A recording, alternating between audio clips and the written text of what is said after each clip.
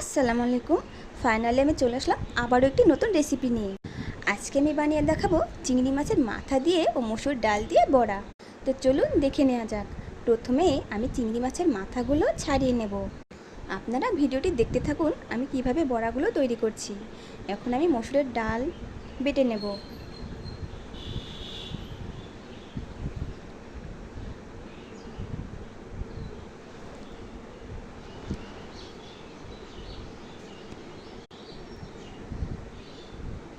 মসুরের ডালগুলো বেটে নেওয়া হয়ে গেছে।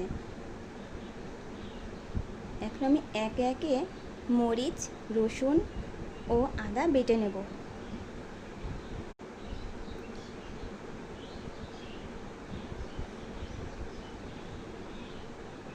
এখন আমি চিংড়ি মাছের মাথাগুলো বেটে নিচ্ছি।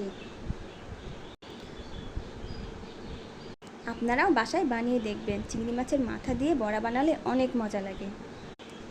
আমি তো প্রায়ই বানাই, আমি খুব পছন্দ করি বড়াগুলো।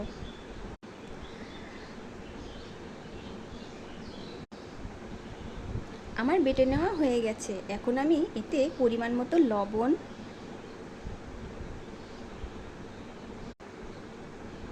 হলুদ গুঁড়ো,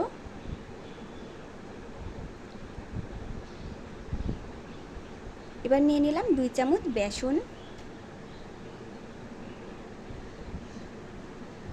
1 চামচ চালের গুঁড়া ও বেকিং সোডা সামান্য পরিমাণে। এখন আমি নিয়ে নেব কেটে রাখা পেঁয়াজগুলো। এখন খুব ভালোভাবে হাত দিয়ে মেখে নেব।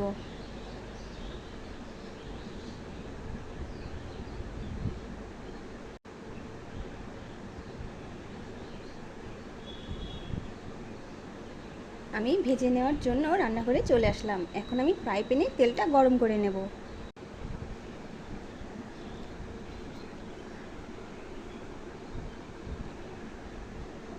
তেলটা গরম হয়ে গেছে, এখন আমি ভেজে দেখব। খুব ছোট ছোট করে বড়াগুলো ভেজে নিচ্ছি। ছোট ছোট করে ভাজলে খুব ক্রিস্পি হয় বড়াগুলো।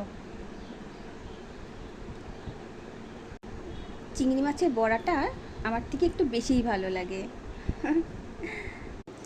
খুব সাবধানে উল্টিয়ে নেব।